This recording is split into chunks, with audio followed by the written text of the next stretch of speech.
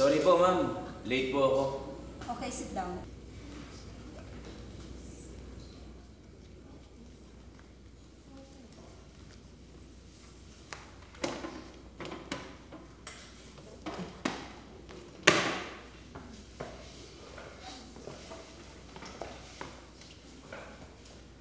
Hoy, kuya.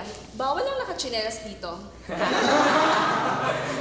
Class, quiet.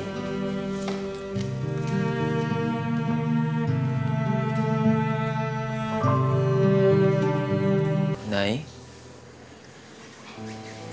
hindi ko na po yata kayang pumasok sa normal na eskwelahan. Bukod sa lumpo na ako, ang laki pa ng agwat ng edad ko sa mga kaeskwela ko. Nanliliit po ako, Nay. Huwag mong isipin yun.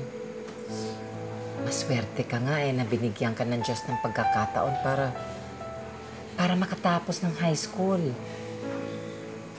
Ang hirap po kasi pakisamahan ng mga kaeskwela ko. Iba sila magsalita, Nay. Kadalasan nakakasakit sila ng damdamin. Nako, may mga tao talagang makikitid ang utak. Pero hindi man problema yun. Problema nila dahil mahirap silang umunawa. Ano po ba ang tamang gawin, Nay? Talagang naaabala na nila ako sa pag-aaral ko. Basta gawin mo na lang ang dapat mong gawin.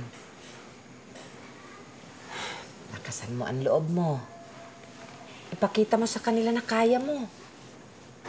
Huwag mo nga silang pansinin, magsasawa din yan.